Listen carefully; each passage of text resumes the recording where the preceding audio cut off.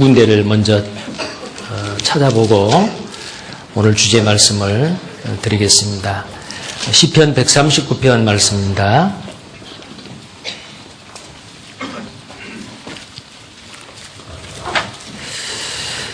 시편 139편 13절부터 말씀을 제가 읽겠습니다. 주께서 내 장부를 지으시며 나의 모태에서 나를 조직하셨나이다. 내가 주께 감사하오면 나를 지으심이 신묘막청하심이라. 주의 행사가 기이함을 내 영혼이 잘 아나이다. 내가 은밀한 데서 지음을 받고 땅의 깊은 곳에서 기이하게 지음을 받은 때에 나의 형체가 주의 앞에 숨기우지 못하였나이다. 내 형질이 이루기 전에 주의 눈이 보셨으며 나를 위하여 정한 날이 하나도 되기 전에 주의 책에 다 기록이 되었나이다. 이 말씀하고 로마서 6장을 보겠습니다.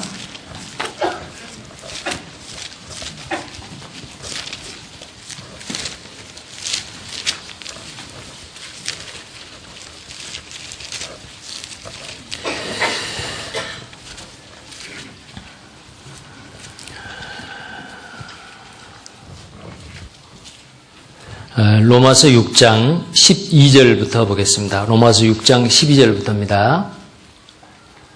제가 읽겠습니다. 12절부터 13절까지 제가 읽겠습니다. 그러므로 너희는 죄로 너희 죽을 몸에 왕노릇하지 못하게 하여 몸의 사욕을 순종치 말고 또한 너희의 지체를 불의의 병기로 죄에게 드리지 말고 오직 너희 자신을 죽은 자 가운데서 다시 산 자같이 하나님께 드리며 너희 지체를 의의 병기로 하나님께 드리라.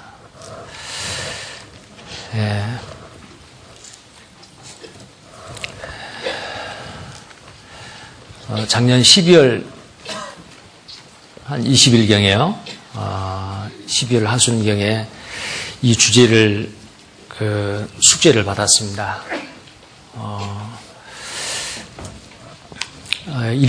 이런 주제로 전도인 부부 수련회에 한번 말씀했으면 좋겠다라는 그 주제를 받고 그동안 좀 고민을 많이 했습니다. 왜냐하면 이 주제가 자칫 잘못하면은 요즘 한참 그 기독교계에서 그 인기를 끌고 있는 가정사역이라든지 아니면은 기독교 상담심리라든지 그런 내용하고 어느 정도 유사한 어떤 그런 주제일 수도 있어서 제가 어느 한쪽으로 치우치지 아니하고 균형감을 갖기 위해서 제가 우리 전도인들한테 추천되었던 그 도서 중에서 심리학에 물든 기독교라는 그 옥성호 씨가 쓴 그 책이 있습니다. 아마 읽어보신 우리 전도인들도 계실 건데요.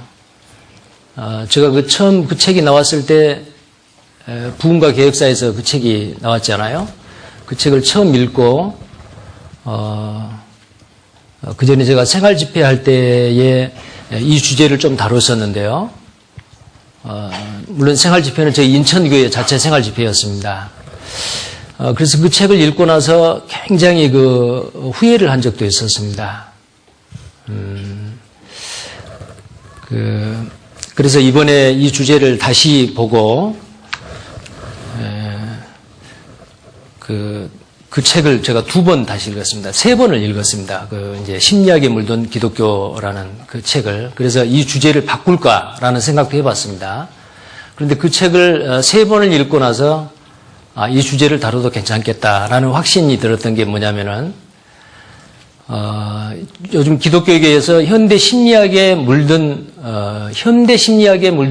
기독교다라는 이제 그 현대 심리학이 그 심리학의 원조가 잘 아시는 대로 그 프로이드잖아요. 근데 그 프로이드나 아들러나 스키너나 이런 그 심리학의 주류를 이루고 있는 사람들이 거의 다가 하나님을 부인한 사람들이었습니다. 인간은 물질에서 시작해서 물질로 끝나고, 그리고 인간은 동물이나 그 중간 형태로서 어떤 영혼이나 영혼의 존재라든지 양심이라든지 그런 것보다도 어떤 동물적인 감각에 의해서 사람이 그 잘못된 행동을 하게 되고 말을 하게 되는 그것이 우리 속에 들어있는 그 죄성의 발로라는 것보다도 잘못된 환경과 교육, 그러니까 그 모든 인간의 잘못을 자기 자신에게 돌리지 아니하고 자기 죄성에 돌리지 아니하고 사회에다가 국가에다가 또 부모에게 또 나에게 주어지는 환경에다가 돌리는 그런 내용이었습니다. 그 외에도 제가 그 책 말고도 다른 그 기독교 상담 심리에 대한 그런 책들을 읽어보면 거의 대부분이 그 옥성호 씨가 추천한 그 안에 인용을 했던 그런 책들의 내용에서도 정말 그런 내용들이 많이 있었습니다. 그런데 이 성경 인물에서 통해 본 기질이해라는 여기서 말하는 이 기질론은 현대 심리학자들이 이 기질론을 반대를 합니다. 왜냐하면은 인간 행동의 결과는 본래 하나님으로부터 주어져 있는 그 타고난 이 속에 있는 어떤 내적인 것이 발로가 아니고 외부에서 주어지는 자극에 의해서 환경에서 주어지는 그 결론이다, 결과다. 그러니까 인간을 하나님의 존귀한 형상으로 지음받는 한 인격체로보다도 동물로 보는 겁니다. 그래서 이 기질론을 이 현대 심리학자들은 아예 그 인정을 안 하는, 그래서 이 기질론을 이야기하는 사람들이 거의 대부분이 그 기독교 그 신학을 하는 분들, 목사님들, 현장에서 목회를 하는 분들, 그런 분들이었습니다. 그리고 이 사람의 기질이라는 게 나중에 이제 보시면 알겠지만은 그 사람의 기질이라는 게 우리의 그 외모가 다 다르잖아요. 68억의 인구 중에서 한 사람도 같은 사람이 없다는 거 잘 아시죠? 자, 금년 겨울에는 유난히 눈이 많이 내렸습니다. 똑같은 시간에 똑같은 장소에 그렇게 소복이 쌓여 있는 그 눈을 눈송이 하나하나를 현미경으로 다 관찰을 하면은 똑같은 눈송이가 없다는 것 아시죠? 하나님은 같은 것을 싫어하고 아주 다양성을 좋아하시는 창조주십니다. 그래서 일란성 쌍둥이라 할지라도 절대 같지 않다는 겁니다. 자, 우리의 외모가 다르고 머리 색깔이 다르고 눈 색깔이 다르고 또 우리의 체격이 다르고 체질이 다르고 모양이 다르듯이 우리 눈에 보이지 않는 우리 속에 들어있는 기질이라는 것이죠. 많은 사람들이 이제 그걸 성격이라고도 이야기하고 성품이다 또는 인격이다라고 이야기하는데 아마 이 자료를 이 교재 내용을 보면은 이제 그런 그 용어에 대한 개념의 정리가 있는데요. 그 사람 참 성격 고약하다, 성질 더럽다 이런 말을 쓰지 않아요? 근데 그 성질이나 성격하고 이 기질하고 무슨 관계가 있고, 야, 그 사람 성품이 참 좋다. 야, 그 사람 참 끼가 있어. 그 사람 참 무대 체질이야. 뭐 이런 이야기 하잖아요. 그러면 이 기질이라고 하는 게 우리의 외모적인 특성이 다 다르듯이 하나님이 본래부터 만들어주시는 그 기질이라고 하는 것은 68억의 인구 중에서 나의 나된 그 하나님이 주시는, 하나님이 풍부하시는 나만의 독특한 것이다라는 겁니다. 그게 기질이라는 거거든요. 자, 그럼 그 기질이 다 다른데 우리가 상대방의 기질을 이해하지 못함으로 인해 가지고 저 사람이 나와 같지 않기 때문에 너는 틀렸어. 여러분 그런 말씀 많이 들었을 거예요. 다르는 것이 다르는 것이지 틀린 건 아니다. 근데 인간관계에서 항상 문제가 된 게 뭐냐면은 너는 내 같지 않기 때문에 너는 틀려먹었어. 그렇기 때문에 오해와 갈등이 생긴다는 겁니다. 특히 여기 이제 우리 전도인 부부들이 이렇게 모여 계시는데 부부간에도 마찬가지거든요. 결혼하기 전에는 정말 좋아서 결혼을 했는데 살아보다 보니까 어때요? 결혼하기 전에 알지 못했던 서로의 그 약점들을 이제 알게 되잖아요. 너는 왜 나와 같이 되지 않느냐고. 그래서 이제 그 문제가 생기는 거예요. 저 개인적인 이야기에 대해서 죄송한데요. 제가 결혼하고 나서 결혼하기 전에 이제 저희 자매를 둘이 다 피차 좋아했죠. 제가 더 좋아했을 겁니다. 근데 결혼하고 나서 문제가 생긴 게 이게 한두 가지가 아니더라고요. 우선 먹는 음식 그 성향부터가 달라요. 저는 그 음식이 탕 종류 아주 걸쭉한 걸 좋아하는데 우리 자매는 아주 맑은 걸 또 좋아해요. 예를 들어서 그렇습니다. 그리고 당장 걸린 게 뭐냐면은 치약을 사용하는 방법이었어요. 저는 평소에 항상 그 치약을 밑에서부터 아주 가지런히 짜거든요. 근데 제가 칫솔질, 양치질을 하려고 들어가면은 가운데를 푹 눌러놓은 거예요. 그때는 결혼 초이고 아이들이 태어나기 전이기 때문에 아이들이 한 일은 아니고요. 둘이만 살았기 때문에 틀림없이 저희 자매가 한 일이에요. 야, 치약을 이렇게 가운데를 푹 누른 법이 어디가 있어. 밑에서부터 짜야지. 몇 번 충고를 했습니다. 권면을 했습니다. 좀 밑에서부터 짜라고.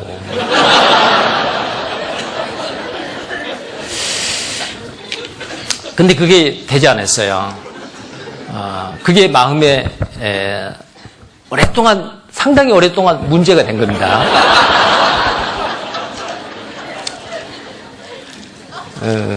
시간이 지나다 포기했습니다.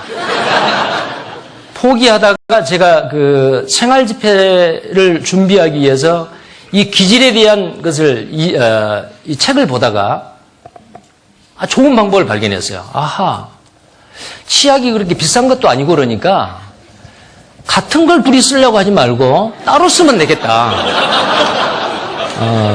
그러면은 내가 문제 걸릴 필요도 없겠다. 그리고 이제 나중에 쓰고 이제 끝까지 다 짜지지 않으면은 그때 가가지고 매번 이렇게 밑에서부터 짜주는 것보다도 다 썩을 무렵에 우리 자매 걸 짜줘야겠다. 지금 그렇게 합니다. 전혀 문제가 되지 않더라고요. 근데 그건 아무리 이야기를 해도 안 고쳐지는 것은 안 고쳐지는 거예요. 그게 왜 그러느냐? 나중에 알고 보니까 기질이 다르다는 거예요. 자, 그렇다면은 여기 계신 우리 그 전도인들하고 전도인 자매님들 틀림없이 남편과 아내 두 사람 사이에 다른 것들이 있을 거예요. 그 외에도 여러 가지가 있습니다. 오늘 이 기질 학습을 시간이 벌써 이게 시간이 많이 지나 버렸네요. 11시 반까지 끝내야 되는데요.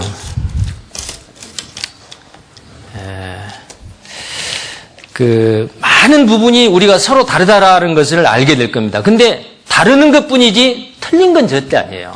너는 틀렸다 그러면 마음에 문제 생깁니다. 다른 겁니다. 근데 하나님은 다른 것을 좋아하셔요. 똑같이 안 만들었습니다. 우리는 다 다릅니다.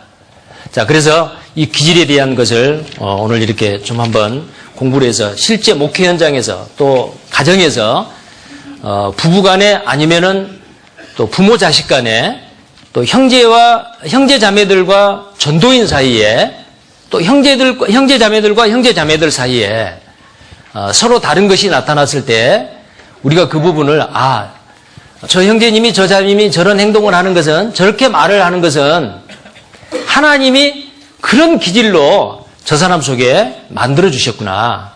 이해가 될 수 있잖아요. 우리가 이해가 안 되기 때문에 사랑을 못 하는 거예요.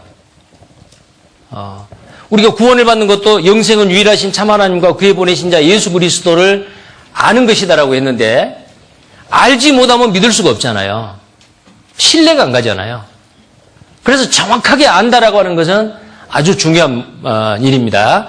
자, 그래서 먼저 표지를 한번 보시죠. 이 표지를 아주 잘 만들어 주셨어요.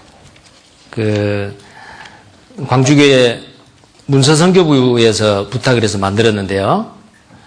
성경에 있는 여러 인물들, 다는 아니지만, 십계명 돌판을 들고 깨뜨리려고 하는 그 모세도 눈에 보이고요. 그 다음에 렘브란트의 돌아온 탕자라는 그림도 그 상단 중간에 보면은 보이고요. 그 외에도 여러 인물들이 있는데요. 성경에 나와 있는 그 인물은 하나님께서 어떤 기질로 만들어 주셨고 그 기질의 특성에 따라서 하나님은 어떻게 그 인물을 사용을 하셨을까? 라는 그런 내용으로 오늘 좀 말씀을 드리려고 합니다. 목차를 보겠습니다.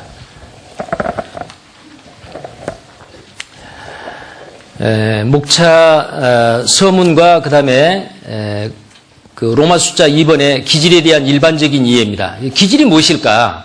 우리가 가끔 그 사람은 좀 끼가 있다라는 그런 이야기를 하잖아요. 끼가 있다. 그것은 배워서 된 게 아니거든요. 본래부터 타고난 거예요. 자, 기질입니다.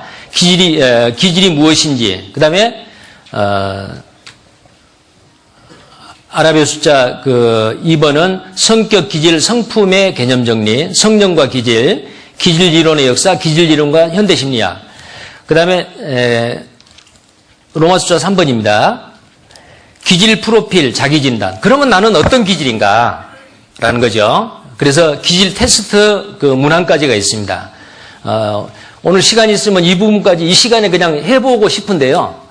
그 시간이 되려나 모르겠어요. 그래서 조금이라도 한 두 문항 정도라도 실제로 오늘 뭐 내일이나 시간이 있을 때에 각 개인이 해볼 수 있도록 시범적으로 한번 해볼 수 있도록 하겠습니다. 그 다음에 4번은 네 가지 기본 기질의 강점과 약점. 네 가지 기본 기질이라 그랬는데요. 크게 그 주 기질이 네 가지라고 그럽니다. 물론 이 기질 이론, 이제 역사를 통해 보면 알겠지만 이 네 가지 기질이 어디서 나왔느냐. 이렇게 생각을 하시겠는데요. 많은 사람이 혈액형을 이야기를 하기도 해요. 뭐 AB, O형 그 혈액형에 따라서 O형은 남자답고 B형은 사교적이고 A형은 아주 침착하고 뭐 AB형은 아주 천재적인 기질이 있고 뭐 여러 가지 이야기를 하잖아요. 정말 그 혈액형 AB, O형의 그 혈액형이 모든 사람의 그 기질을 네 가지로 나눌 수 있을까? 한계가 있습니다. 그래서 이 기질을 연구하고 기질론을 교회에서 적용을 해서 다른 사람을 이야기하는데 이 기질론에는 혈액형이 안 나와요. 기질론, 제가 아까 그 차요 오면서도 그런 이야기를 했는데요. 혈액형하고 이 기질론하고 무슨 관련이 있습니까? 저는 전혀 관련이 없다라는 생각을 경험적으로 그렇게 합니다. 저희 집에 이제 저희 자매하고 자녀 둘인데 네 사람 다 B형이에요. 이제 저희 자매하고 저하고 B형이니까 B형이 나오든지 O형이 나오든지 두 개 중에 하나는 나올 거 아니에요. 근데 자녀들도 다 B형이 나왔어요. 근데 네 사람이 다 B형인데 정말 네 사람 다 달라요. 기질이 다 달라요. 근데 어때 B형이라고 똑같이 하나로 묶어가지고 B형은 이렇다라고 단정 지을 수 있겠어요? 틀림없이 여러분 주변에서도 아마 그걸 느낄 겁니다. 그래서 이 책에서는 혈액형에 대해서는 전혀 언급을 하지 않습니다. 자, 그 다음에 이 네 가지 기본 기질이 뭐냐 그러면은 BC 4세기에 그리스의 철학자이고 그 의학의 아버지라고 하는 히포크라테스라는 사람 들어보셨죠? 그 히포크라테스가 사람의 몸에서 분비가 되는 네 가지 액체, 혈액입니다. 빨간 그 피 있잖아요. 그리고 황담즙, 그 다음에 흑담즙. 담즙이 뭐겠어요? 쓸개에서 분비되는 그 간에서 만들어가지고 쓸개에 저장됐다가 이렇게 소화기관에 흘러내리는 그 액이 있잖아요. 근데 황담즙과 흑담즙으로 구별을 해가지고 혈액과 흑담즙, 황담즙. 그 다음에 네 번째는 그 걸쭉한 피. 이 표현이 좀 이상합니다만은 그걸 점액이라고 해요.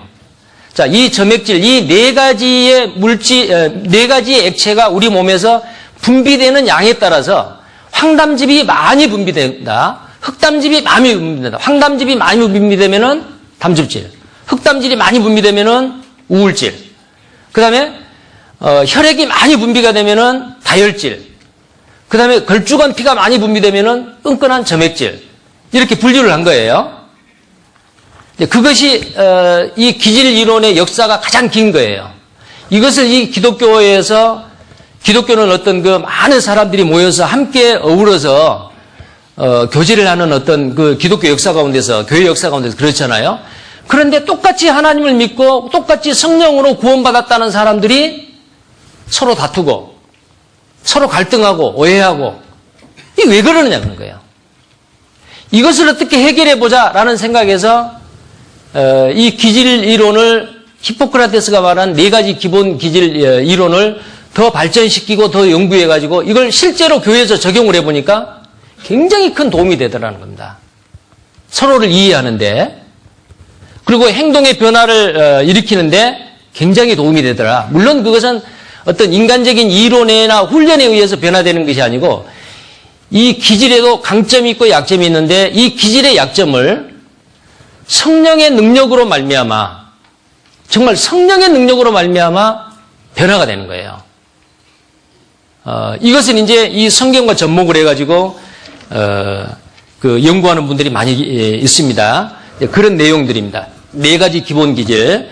거기에는 강점과 약점이 있습니다. 그 다음에 5번째로 성경 인물에 나타난 12가지 복합 기질.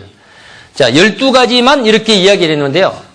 이 복합 기질은 수천 가지가 될 수가 있어요. 예를 들어서 왜 그러냐면은 점액질과 단백질이 합해지는데 50대 50으로 복합이 될 수도 있고 30대 70으로 복합이 될 수도 있고요. 70대 30으로도 배합이 될 수도 있고 99대 1로 배합이 될 수도 있고, 그러니까 이것은 그 경우의 수라고 하는 것은 수천 가지예요.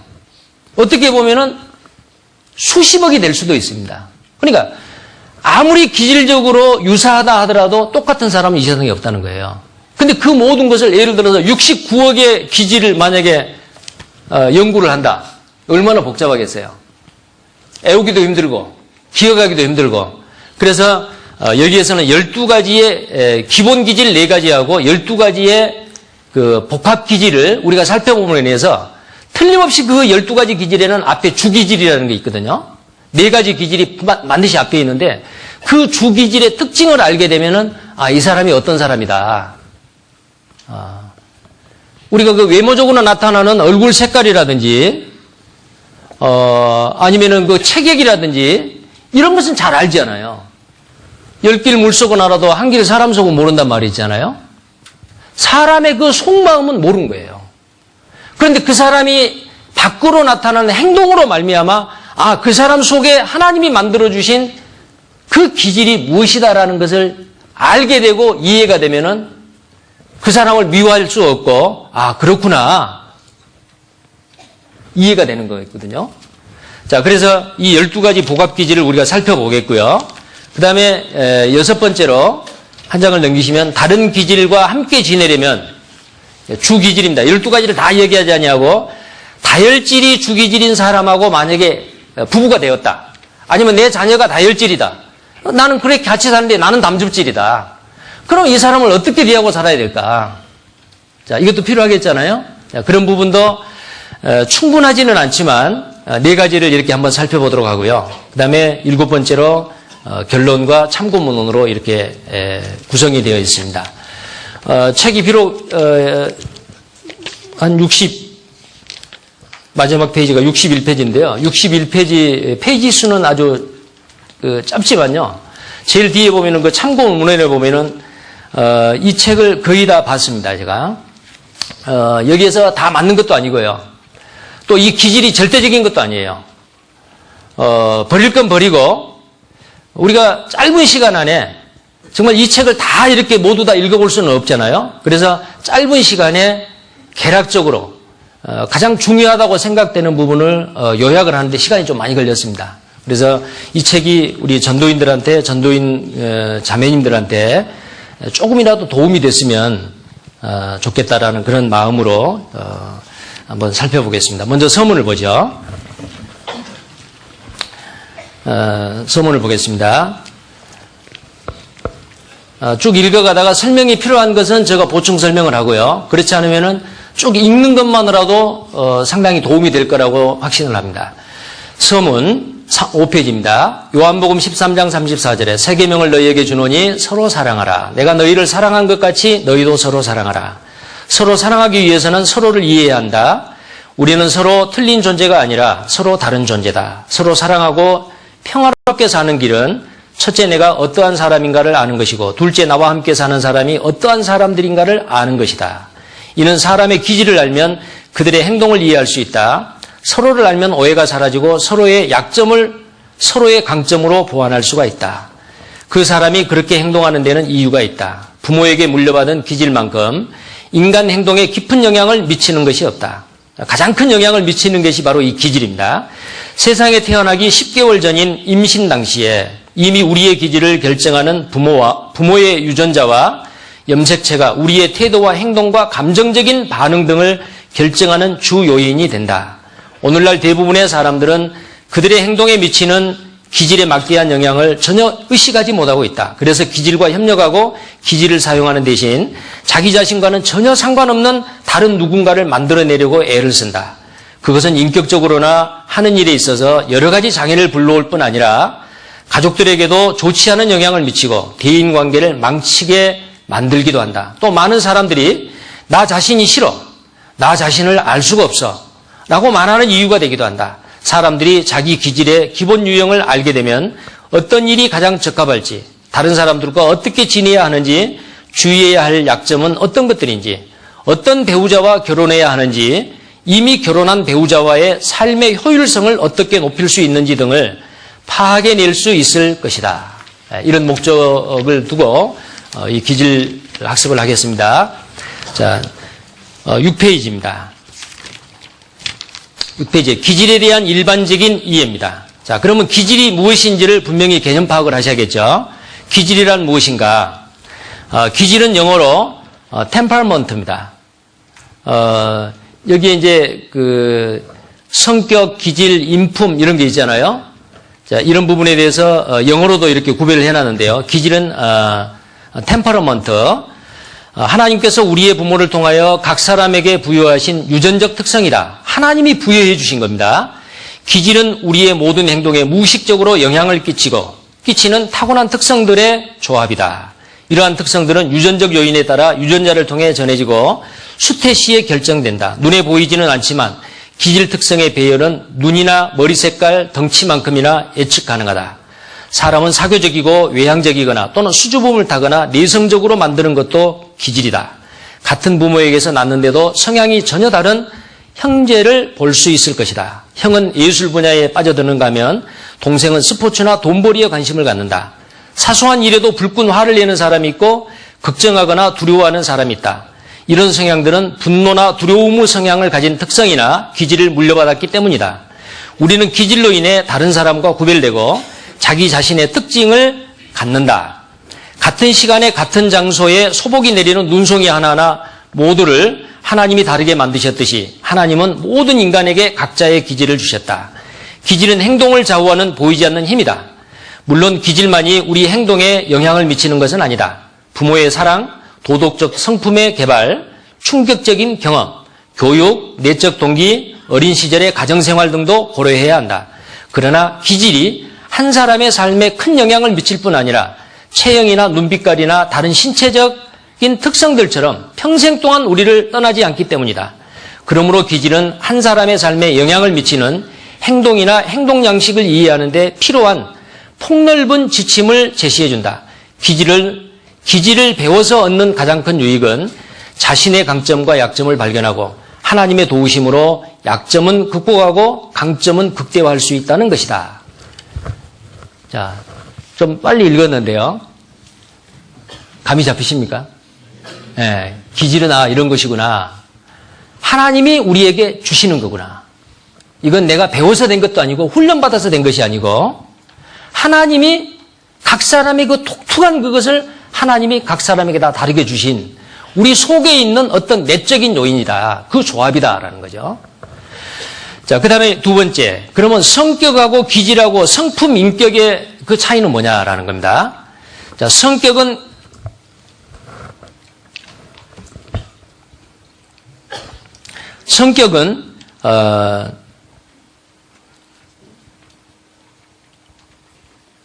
이게 캐릭터.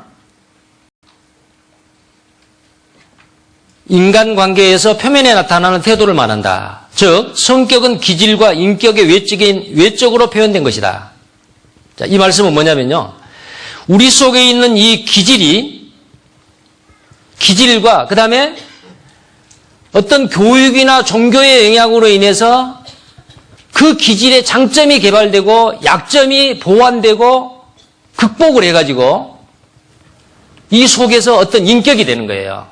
그래서 이 기질과 인격이 밖으로 나타나는 것이 바로 성격이다라는 겁니다. 그래서 성격은 두 가지로 나타날 수 있어요.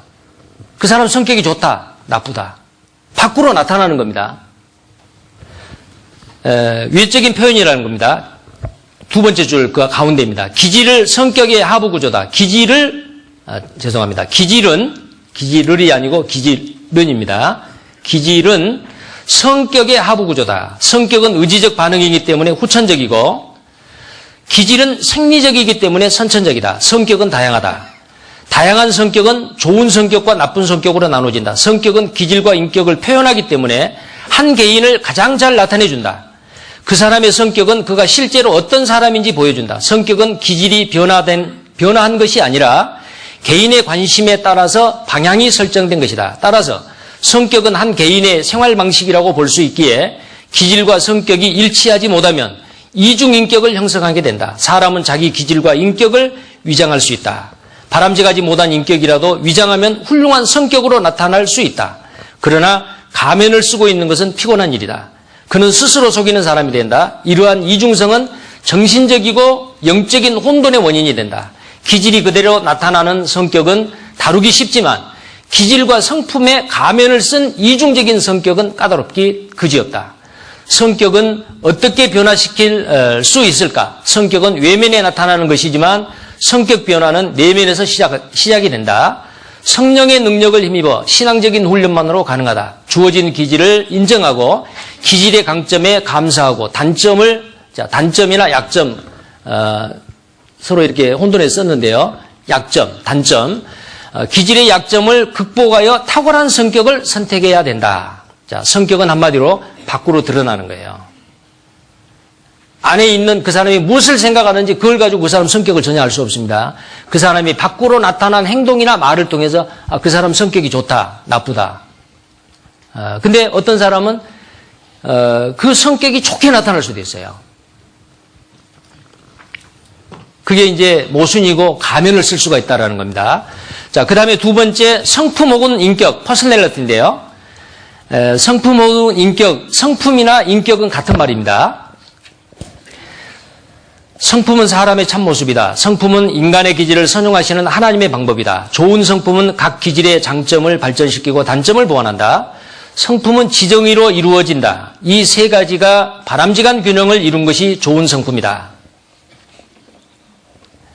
어떻게 말하면은 이 지정의로 이루어졌다니까 우리가 그 사람을 삼분법으로 분류했을 때 전도집회 때 영혼 몸이라고 그랬잖아요. 그 혼이 바로 지정의로 이루어졌다. 마음, 생각, 정신이다. 그렇게 이야기를 하잖아요. 근데 그 혼은 이 정신, 마음, 인격은 바로 우리의 영의 지배를 받잖아요. 근데 이 속에 우리의 본래의 영은 타락한 영이고 죽어있는 영이기 때문에 새로운 영, 그리스도의 영을 우리가 받음으로 인해서 성령이 내주하심으로 우리 속에 있는 그 타락한 영으로부터 영향을 받았던 이 우리의 혼이 이제는 성령의 영향을 받음으로 인해 가지고 신의 성품으로 점점 닮아가는 거예요. 우리의 가장 고상한 인격과 우리의 가장한 성품은 바로 뭐냐면 예수님과 같이 되는 겁니다. 예수님의 성품, 그게 바로 신의 성품이거든요. 그 예수님의 성품을 딱 한마디로 집약을 해놓는 게 바로 어디냐면은 성령의 9가지 열매예요. 성령 충만을 받으라 그랬죠. 술 취하지 말라. 이는 방탕한 것이니 성령의 충만을 받으라. 이 성령의 충만의 그 9가지 열매, 이것은 바로 따로따로가 아니고 그 9가지의 그 성령의 열매는 예수님 자신입니다. 예수님이 바로 그렇다는 거예요. 그러면 우리의 최고의 목표에, 우리의 인격과 우리의 성품의 최고의 도달 목표는 어디냐면은 이 성령의 9가지 열매, 즉 예수님의 인격과 성품을 닮아가는 것이 우리 구원받은 그리스도인의 최고의 목표가 돼야 됩니다. 자, 그래서 이 성품이라고 하는 게, 인격이라고 하는 게, 자, 이 부분은 정말 구원받은 그리스도는 성령의 역사로 하여금 그 하나님의 성품, 그리스도의 성품을 닮아가는 겁니다. 자, 보겠습니다. 다시. 이 세 가지가 바람직한 균형을 이룬 것이 좋은 성품이다. 인용된 성경 말씀이 베드로전서 3장 4절에 오직 마음에 숨은 사람은 온유하고 안정한 심령에 썩지 아니할 것으로 하라. 이는 하나님 앞에 값진 것이니라. 자, 이 마음, 이 혼을 그렇게 하는 겁니다. 성품은 내면의 훈련으로 정해진 결과다. 인간 행위의 변화는 내면에서 시작된다. 좋은 성품은 자신의 내면을 가꾸는 데서 시작된다. 인간의 내면은 하나님이 활동하시는 무대다. 기질은 주어지는 것이지만 성품은 선택이다. 기질이 인간의 타고난 특성이라면 성품은 훈련된 기질이다. 타고난 기질은 성품 훈련을 통해서 다듬어진다. 성품은 기질의 바람직한 출구가 된다. 성령은 우리를 인도하시는 하나님이다. 성령의 성품은 하나님의 성품이다. 성령의 역사는 성도로 하여금 아버지이신 하나님의 성품을 추구하게 된다라는 겁니다. 인용된 성구를 같이 한번 읽겠습니다. 베드로후서 1장 4절입니다. 이로써 그 보배롭고 지극히 큰 약속을 우리에게 주사 이 약속으로 말미암아 너희로 정욕을 인하여 세상에서 썩어질 것을 피하여 신의 성품에 참여하는 자가 되게 하려 하셨으니, 신의 성품입니다. 자, 이 신의 성품의 총 결집이 바로 뭐냐면은 아까 제가 말씀드린 성령의 9가지 열매입니다. 자, 이 말씀도 같이 읽겠습니다. 오직 성령의 열매는 사랑과 희락과 화평과 오래 참음과 자비와 양성과 충성과 온유와 절제니 이 같은 것을 금지할 법이 없느니라. 이 성령의 열매는 성령의 열매들이 아닙니다. 단수입니다. 성령의 열매입니다. 이 안에 이 모든 9가지가 들어있어요. 예수님의 바로 그 신의 성품입니다. 자, 그 다음에 성품 훈련은 타고난 기질을 성령의 성품으로 갈고 닦는 것이다. 그리스도의 기질은 성령의 9가지 열매를 통해 훈련될 때 가장 바람직한 성품이 된다. 우리는 주님을 사랑하는 가운데 주님의 장성한 분량에까지 도달할 수가 있다. 자, 에베소서 4장 13절, 14절 이 말씀도 같이 읽겠습니다. 우리가 다 하나님의 아들을 믿는 것과 아는 일에 하나가 되어 온전한 사람을 이루어 그리스도의 장성한 분량이 충만한 데까지 이르리니 이는 우리가 이제부터 어린아이가 되지 아니하여 사람의 괴술과 간사한 유혹에 빠져 모든 교훈의 풍조에 밀려 요동치 않게 하려 함이니라. 우리의 성품의 그 최고의 목표는 그리스도의 장성한 분량이 충만한 데까지입니다. 그리스도의 장성한 분량까지. 물론 이것은 이 땅에서 다 이루어지진 않겠죠.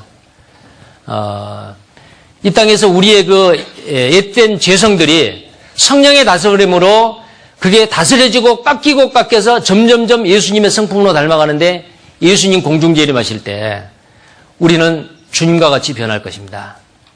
그때 100% 주님과 같이 될 거예요. 그 전까지는 점점 주님을 닮아가는 성품을 갖게 되는 겁니다. 자, 그 다음에 제일 밑에입니다. 기질은 선물이지만 성품은 선택이다. 신앙 성숙은 성령의 지배를 받는 것이다. 성령의 성품을 통해서 주님을 닮아가는 삶을 추구하는 것이다. 팀 나엘, 이 팀 나엘이라는 사람이 성령과 기질이라는 그 책을 썼고요. 특히 이 기독교에서 이 기질 이론을 기독교에 접목시켜서 많은 사람들이 이 기질을 이해함으로 인해서 새로운 사람으로 변화되고 그 행동이 변화되는 데 40년 이상 이분이 이 기질을 연구했다고 해요. 그래서 여러분의 많은 사람들이 책을 읽었지만 이 팀 나엘의 이 책이 상당히 좀 건전한 것 같더라고요. 그리고 상당히 유익이 됐습니다. 이 사람이 무슨 얘기를 했냐면 기질은 타고난 특성이고 성품은 훈련된 기질이며 성격은 인간관계의 표면에 나타나는 것이라고 말한다. 자, 한마디로 설명을 해줬죠. 기질과 성품과 그 다음에 성격의 관계를 아주 한마디로 아주 잘 요약을 해주는 말씀이라고 생각을 합니다. 자, 그 다음에 세 번째 성령과 기질입니다. 모든 사람은 기질을 가지고 있으며 각기 다른 기질은 각 개인을 향한 하나님의 설정이다. 기질은 나의 유일성을 증명한다. 기질은 나를 나되게 하신 하나님의 설정이기 때문이다. 하나님의 설정은 완벽하다. 거기에는 실수가 없다. 하나님이 인간을 창조하셨을 때 주어진 처음 기질은 그분이 보시기에 좋았다. 이것은 에덴 동산에서 아담 이브를 만들었을 때입니다. 그러나 인간은 죄로 인해서 기질도 타락하게 되었다. 인간의 타락은 인간이 가진 모든 것에 약점을 가져왔다. 죄의 유전은 이 모든 약점의 유전을 포함한다. 자, 로마서 7장 18절 20절입니다. 같이 읽겠습니다. 내 속, 곧 내 육신에 선한 것이 거하지 아니하는 줄을 아노니 원함은 내게 있으나 선을 행하는 것은 없노라. 내가 원하는 바 선은 하지 아니하고 도리어 원치 아니하는 바 악을 행하는도다. 만일 내가 원치 아니하는 그것을 하면 이를 행하는 자가 내가 아니요 내 속에 거하는 죄니라. 사도 바울은 그걸 육신이라고도 표현을 했고 내 속에 거하는 죄와 사망의 법이라고도 표현을 했고 그것을 죄라고도 표현을 했습니다. 이것이 바로 뭐냐면 기질에서 말한다면 우리 기질의 약점입니다. 그 다음에요. 하나님이 인간을 창조하셨을 때 주어진 처음 기질은 그분이 보시기에 좋았다. 그러나 인간이 타락하면서 기질도 더럽혀졌다. 성경은 이를 육에 속한 사람, 옛사람 등으로 표현한다. 성경은 이 옛사람의 변화를 말씀하신다. 제가 읽겠습니다. 그냥 골로새 3장 10절에 새 사람을 입었으니 이는 자기를 창조하신 자의 형상을 좇아 지식에까지 새롭게 하심을 받는 자니라. 이 새 사람이 뭐예요? 타락된 기질, 그 죄성으로 말미암아 타락된 인간을 성령의 능력으로 하나님의 힘으로 새로운 사람으로 그리스도 안에서 새로운 피조물로 새 창조를 하시는 거예요. 창세기에 흑암이 깊음에 있고 하나님의 신은 수면에 운행하셨는데 빛이 있으라 하심에 빛이 있었죠. 캄캄한 우리의 그 타락된 우리의 성품 속에 빛으로 계신 예수님의 영, 그리스도의 영이 우리 속에 들어오신 거예요. 자, 그 다음 봅니다. 그때부터 우리는 이제 새로운 피조물로서 그리스도의 형상으로 점점 변화되어 가는 겁니다. 고린도서 5장 17절에 그런즉 누구든지 그리스도 안에 있으면 새로운 피조물이라 이전 것은 지나갔으니 보라 새 것이 되었도다. 주 예수 그리스도를 통해서 사망에서 생명으로 우리를 이끄시고 성령의 인도를 통해 우리를 변화시키신다. 그리스도인은 하나님의 형상을 사모하는 마음이 회복되어 그리스도를 본받고 싶어한다. 거룩함은 부담스러운 것이 아니다. 그리스도인이 하나님을 닮고 싶어하는 것은 자연스러운 욕망이다. 자, 이것은 진실되게 확실하게 구원을 받고 거듭난 사람이라고 하면은 돼지는 더러운 거 좋아하고 양은 깨끗한 걸 좋아하잖아요. 구원받은 그리스도인은 내가 거룩하게 살아야겠다라는 그게 의무감과 책임감이 아니에요. 내 속에 그 속사람이 자연스럽게 원하는 겁니다. 그게 이제 내 본성이 바뀌어진 거죠. 구원받은 그리스도는 그렇습니다. 자연스러운 욕망이라는 거예요. 부담스러운 것이 아닙니다. 거룩하게 사는 것은 절대 부담스러운 게 아닙니다. 에베소서 4장 22절 24절에 너희는 유혹의 욕심을 따라 썩어져가는 구습을 쫓는 옛사람을 벗어버리고 오직 심령으로 새롭게 되어 하나님을 따라 의와 진리의 거룩함으로 지으심을 받은 새 사람을 입으라. 이미 새 사람을 입었지만 이제 그 새 사람으로 성숙해 가야 된다는 겁니다. 성경은 성령 충만을 말한다. 아까 말씀드렸죠. 성령 충만을 받으라. 자, 기질과 기질이 굽해집니다. 기질과 기질이 충돌하면 다툼이 일어나지만 성령의 인도하심을 통해 기질을 다스리면 평화가 이루어진다. 성령의 인도하심을 받는다는 것은 내 기질이 성령의 다스림 가운데 있다는 뜻이다. 성령 충만한 기질에는 약점이 없다. 성령 충만은 성령의 열매로 나타난다. 성령이 없는 사람에게서 성령의 열매가 맺힐 수 없다. 성령의 열매는 우리 주 예수 그리스도의 성품이다. 성령의 9가지 열매는 우리의 기질의 강점을 극대화시키고 약점을 극복해야 한다. 자, 성령의 9가지 열매가 나오죠. 자, 기질 이론의 역사입니다.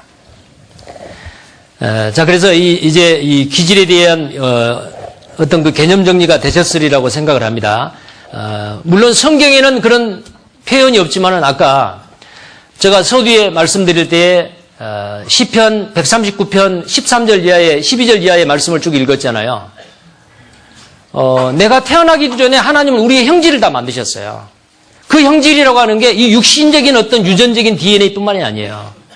우리 몸 속에 있는 보이지 않는 어떤 그 기질까지도 하나님이 형성해 주셨습니다. 근데 이제 그 기질을 우리가 알므로 인해 가지고 그 기질의 약점을 알므로 인해서 어떻게 하면 그 약한 기질을 성령의 다스림 가운데 우리가 굴복을 시키고 이걸 변화시켜 나가느냐. 물론 그건 내 힘으로 되는 게 아니고 하나님의 능력으로 되는 거죠. 근데 그걸 전혀 내가 지금 이런 기질의 약점을 가지고 있는데 자기의 기질의 약점도 모르고 장점도 모른다. 그러면은 그것을 하나님 앞에 기도하는 가운데서 하나님, 저는 이런 기질의 약점을 가지고 있는데 이거 극복하고 싶습니다. 내 이 기질의 약점을 이렇게 바꿔주십시오. 이렇게 기도할 수가 없잖아요. 내 기질의 약점이 뭔지도 모른다면. 그래서 이 기질을 공부한다라고 하는 것은 구원받은 그리스도인이 승리하는 그리스도인, 성공하는 그리스도인으로 살아가는데 분명히 도움이 될 거다라는 생각을 합니다. 자, 기질 이론의 역사를 잠깐 보겠습니다. 4대 기질 이론입니다. 아까 제가 잠깐 말씀드렸는데요.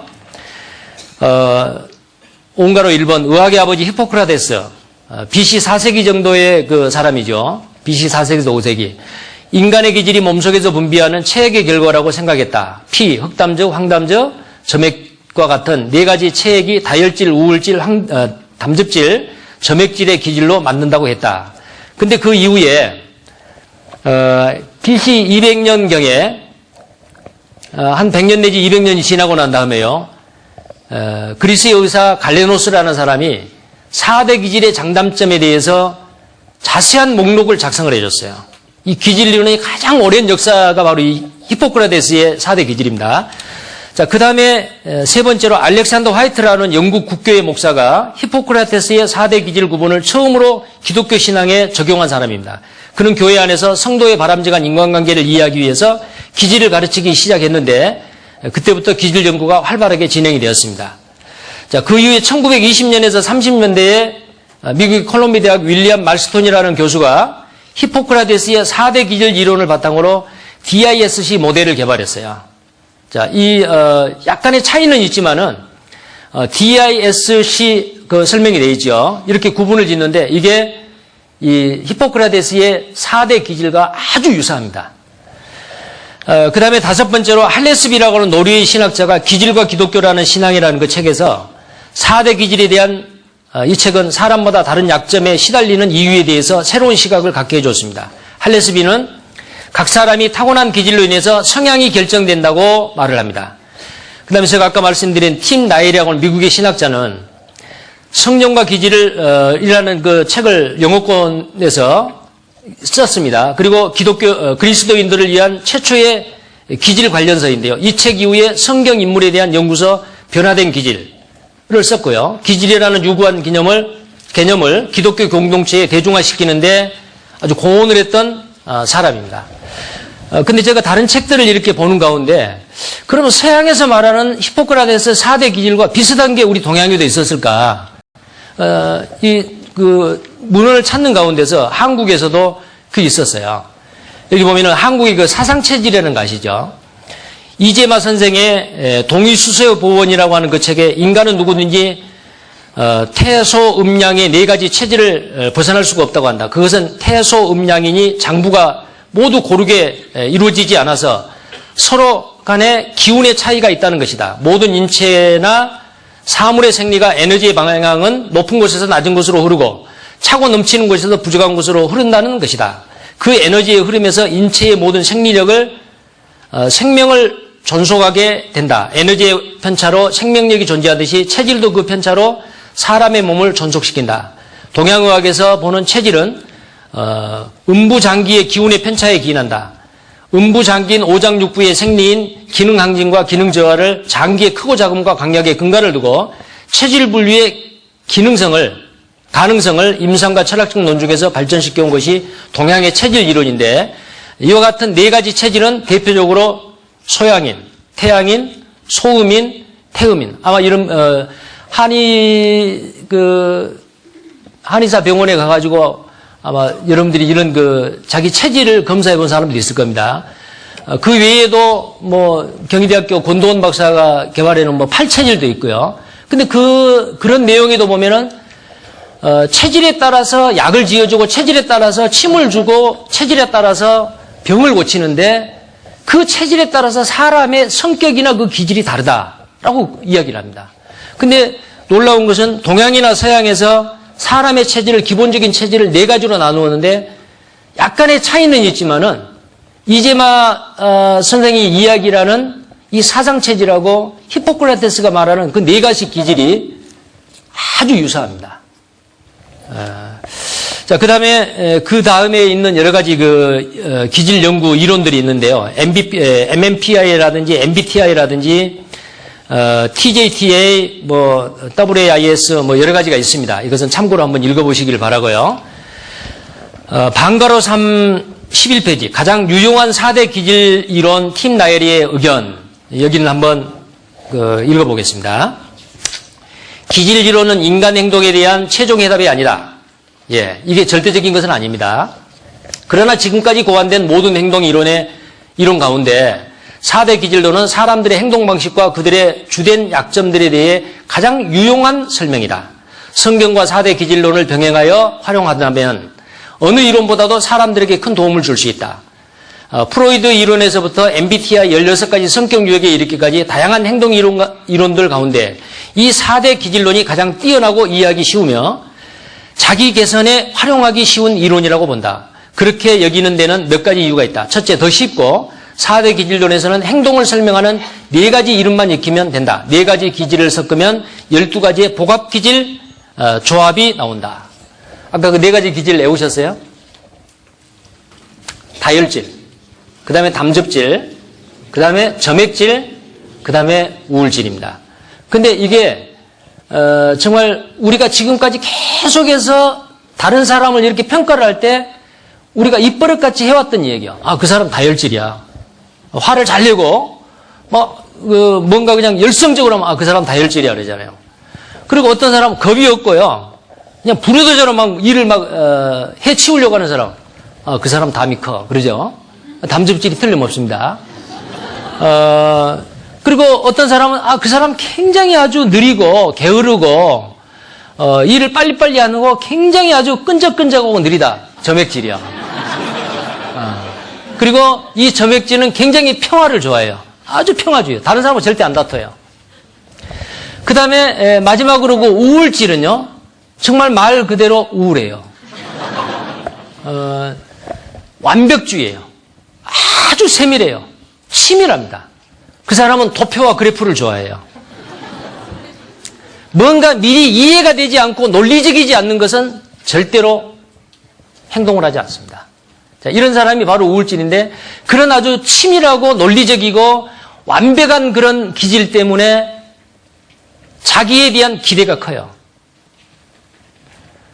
내가 이걸 완벽하게 할 수 있느냐? 내가 이 일을 정말 할 수 있느냐? 아, 할 수 있다. 그러면 해요. 근데 그게 만약 할 수 없다면은 자기를 자학을 합니다. 그러니까 이게 우울증에 걸리기 쉬워요. 그래서 우울질입니다. 우울질. 우울증하고 우울질하고 다릅니다. 우울증은 병이고 우울질은 하나님이 만들어주신 기질입니다. 그러니까 혹시 오늘 이렇게 기질 테스트를 하면서 아, 나 이 특징을 보니까 내가 우울질 같는데 참 기분 나쁘다. 내 기질을 바꿨으면 좋겠다. 절대 안 바꿔집니다. 바꾸려고 시도하면은 가면을 쓰게 돼요. 위선자가 됩니다. 절대 그런 생각하지 마시고 우울질이 얼마나 좋은 기질인지 몰라요. 우울질이요. 저에게도 약간 우울질이 있거든요.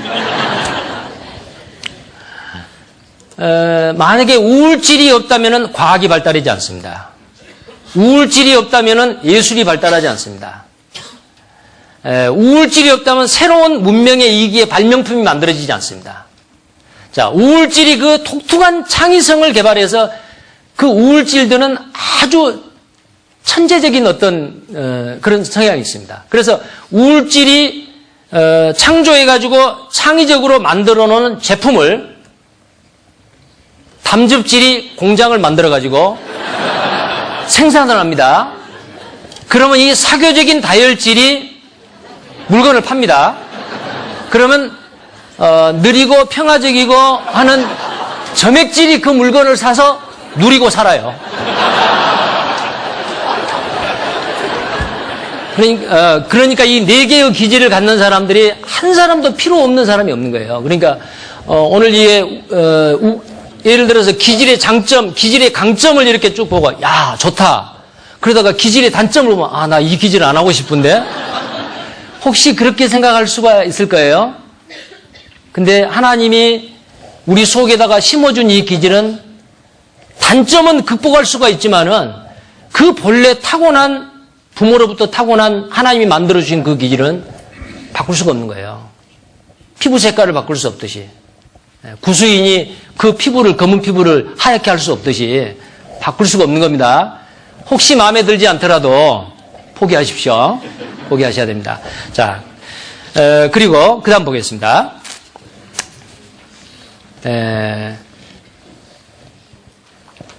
자, 그래서 이 4대 기질이 굉장히 유용합니다.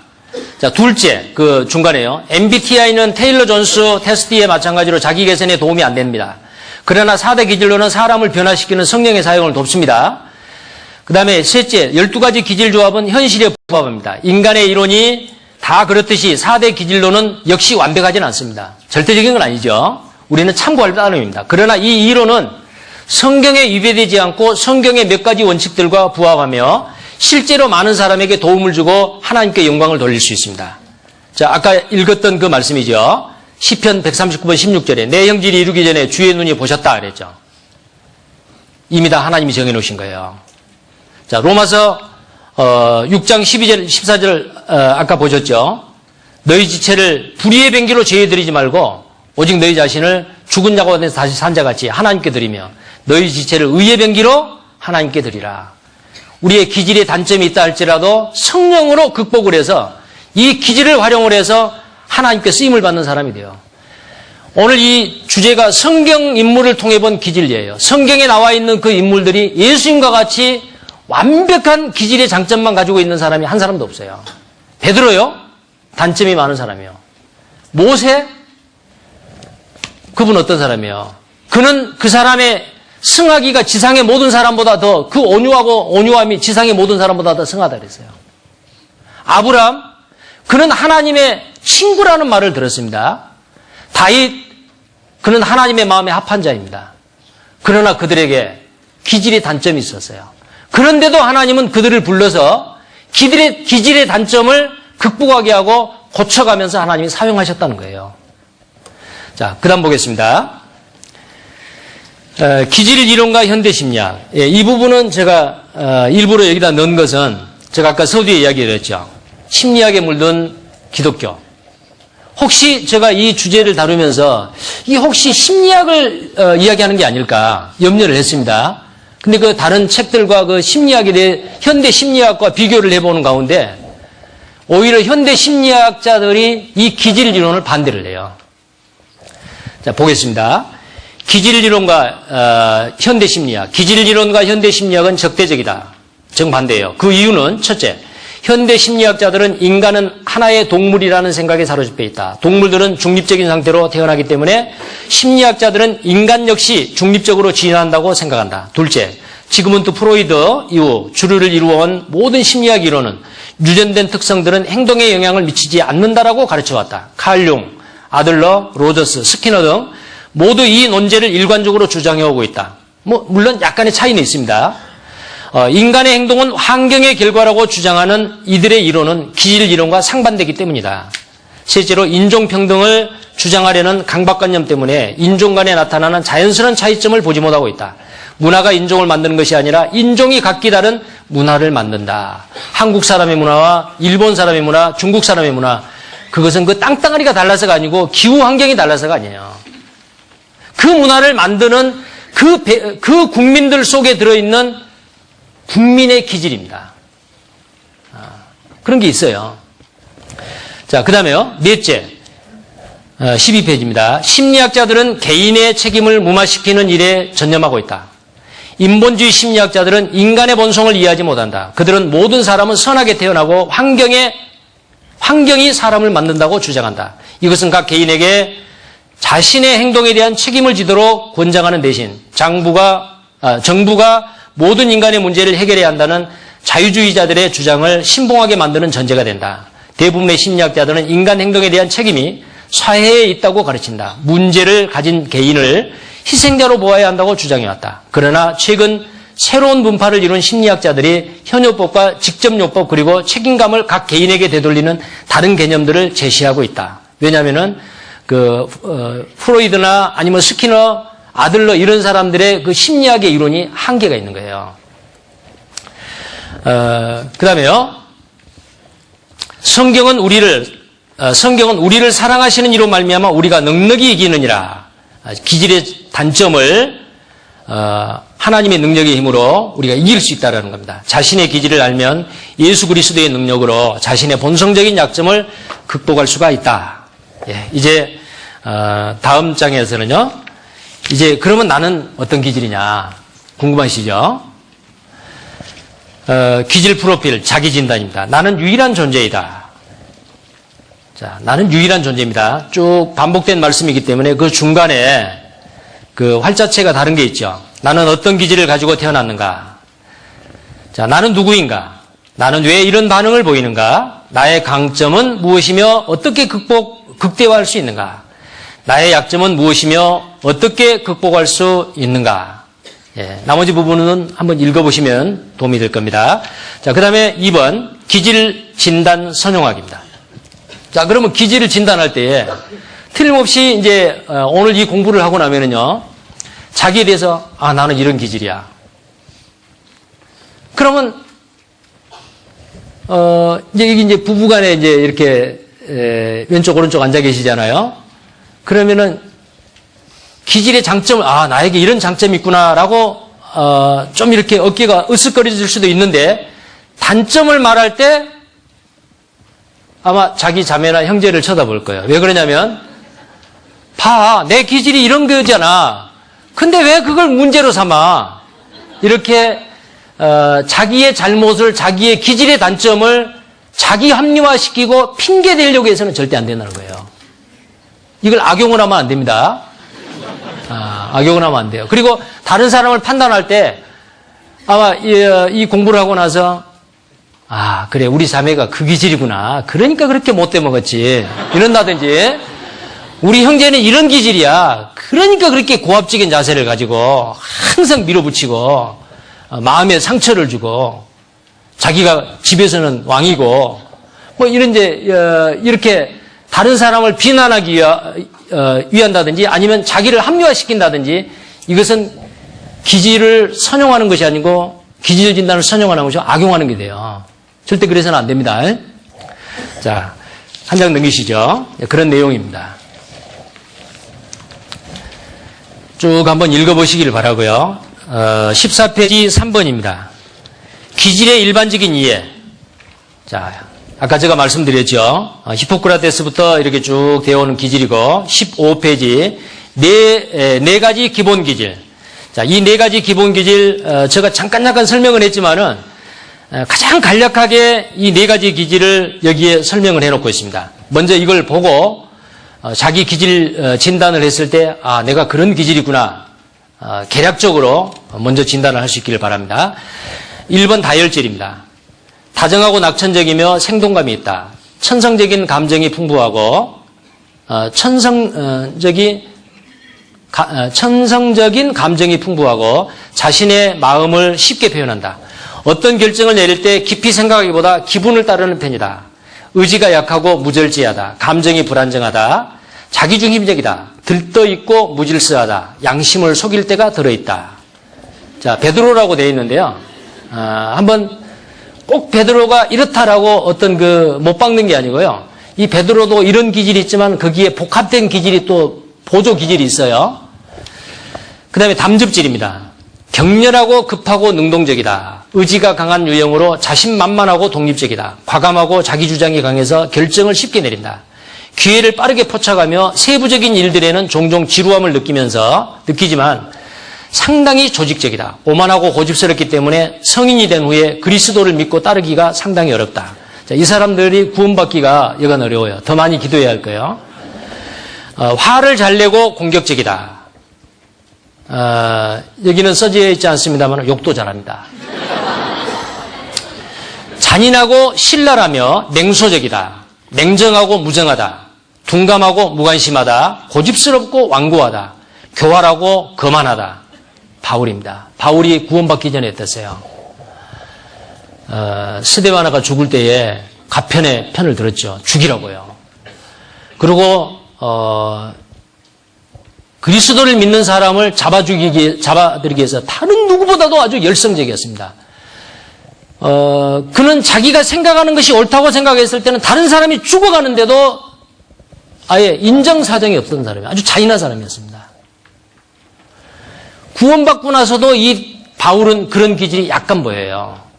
바나바하고 마가를 데리고 가자라고 다퉜지요. 절대 안 된다고 딱 잘라버렸습니다. 그런데 나중에는 그 마가가 나에게 유익하니까 데려오라 그랬죠. 만약에 이 바나바가 이 마가를 바울같이 내팽개쳐버렸다면 마가는 마가복음을 기록하지 못했을 거예요. 근데 바람은 어떤 사람이에요? 바울과는 기질이 달라요. 그는 위로자요. 권위자요.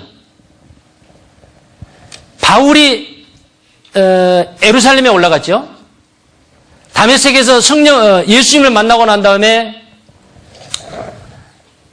아라비아로 갔다가 다시 예루살렘에 갔잖아요. 예루살렘에 가서 예루살렘의 사도들을 만났습니다. 안 만나주는 거예요. 구원받은 그리스도인이 바울 경계했습니다. 아무도 그를 거들떠보지 않았습니다. 그러나 바라바는 어때요? 사도들한테 이 바울을 추천했습니다. 그리고 어땠습니까? 안디옥의 선교사로서 안디옥에 가가지고 전도인으로서 일할 수 있도록 데리고 가서 추천했던 사람이 누구냐면 바나바였어요. 만약에 바나바가 아니었더라면 신약성경 절반을 기록한 바울이 없었을 수도 있어요. 물론 하나님이 누군가를 통해서 사용하셨겠죠. 그러나 바울과 바나바는 기질이 달라요. 그런데 구원을 받고 나서도 하나님은 그 기질을 사용하신 거예요. 그래서 우리가 이 성경의 인물을 보았을 때에 하나님의 말씀에 순종했기 때문에 그렇다. 하나님의 말씀에 불순종했다. 신앙이 좋다 나쁘다 이분법으로만 딱 보는 것보다도 이 성경의 인물이 왜 그런 행동을 했을까? 그 배후에는 하나님이 그 사람에게 만들어진 그 기질적인 영향도 있다라는 생각을 할 수가 있을 거라는 생각이 듭니다. 자, 바울. 그는 담즙질이었습니다. 자, 그 다음에 우울질입니다. 분석적이고 희생적입니다. 민감한 감수성을 지닌 우울질의 사람은 모든 기질 중에서 가장 재능이 많습니다. 내향적이지만 매우 감상적이기 때문에 다양한 감정을 표출합니다. 완벽주의적 성향이 있어서 가장 믿을만합니다. 그 사람한테 일 맡겨놓으면 빈틈이 없어요. 다시 손볼 것이 없어요. 새로운 일을 시작하려고 잘 나서지 않습니다. 부정적, 비관적, 비판적입니다. 자기중심적이고 과민합니다. 까다롭습니다. 앙심을 품고 복수하려는 마음을 키웁니다. 그래서 이 우울질은요, 한번 마음이 틀어지면 그 발라지기가 시간이 걸려요. 그 다음에 변덕스럽고 침울하며 반사회적입니다. 형식에 얽매이고 완고합니다. 이론적이고 비현실적입니다. 모세라고 되어 있는데 이렇게 해놨는데 모세가 그런 부분이 있습니다. 떨기나무 불꽃 가운데서 광야에서 미디안 강에서 40년 훈련을 받았죠. 하나님이 불렀습니다. 나이 80에 불렀어요. 내 백성 이스라엘을 네가 가서 구원해내라. 내가 너와 함께 하겠다. 나는 아브라함과 이삭과 야곱의 하나님이다. 충분히 설명을 해줬어요. 근데 모세는 뭐라고 했습니까? 만약에 가면 네가 믿는 하나님 이름이 뭐냐라고 물어보면 뭐라고 말하겠습니까? 그때 이제 아브라함과 이삭과 야곱의 하나님이다 그랬고요. 내가 너와 함께 하리라. 가라. 그리고 네가 돌아올 때에 이 산에서 나를 섬기리라. 그러니까 그 말씀만 믿고도 갈 수 있어요. 나는 스스로 존재하는 자다. 하나님의 이름이 무엇입니까? 라고 물었을 때 뭐라고 대답하오리까? 스스로 존재하는 자다. 스스로 있는 자다. 자, 여러분 모세가 따졌지만은 하나님의 설명이 더 길어요. 이 우울질은 이해가 안 되면 절대로 움직이지 않는 사람이에요. 그게 논리적이고 이론적으로 설명이 돼야 되고 납득이 돼야 됩니다. 그래서 하나님은 그 기질을 아시기 때문에 이 모세에게 아주 구체적으로 설명을 합니다. 근데 모세는 이해가 안 됐습니다. 나는 입이 뻣뻣합니다.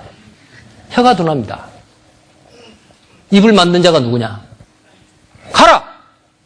그런데도 뭐라고 말합니까? 보낼 만한 자를 보내소서. 그건 왜 그러냐면 이 모세의 완벽주의 때문에 그렇습니다. 그렇다고 생각이 됩니다. 왜 그래요? 모세는 자기가 생각해서 내가 이 일을 했을 때 그 일을 완벽하게 해낼 수 있을까? 해낼 수 있을 때 움직이는 거예요. 내가 할 수 없다.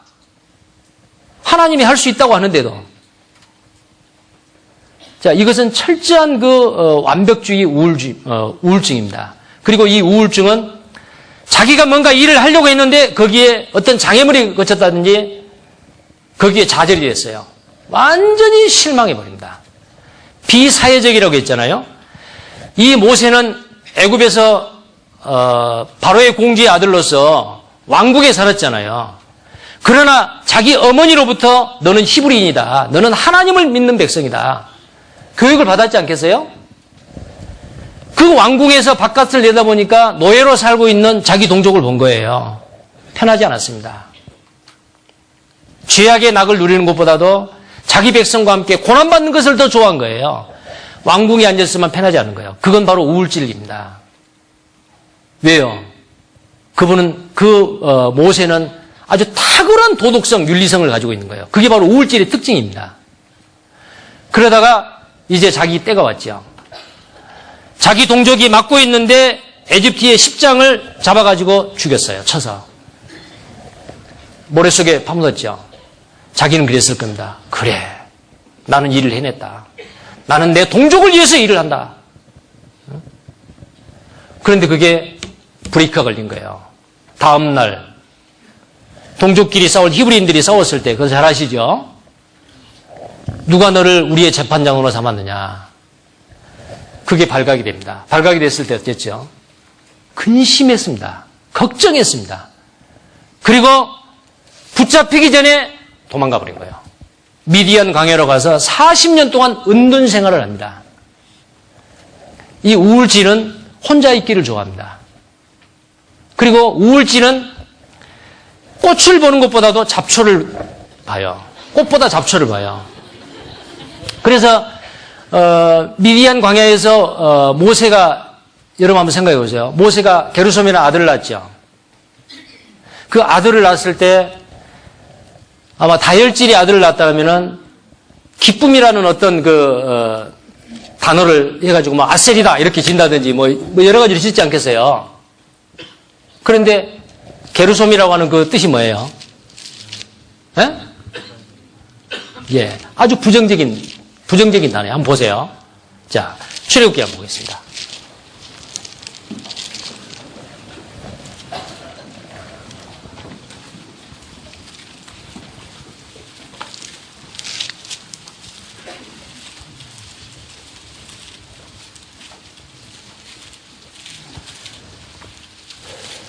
네, 출애굽기 몇 장이죠? 예? 2장 22절입니다.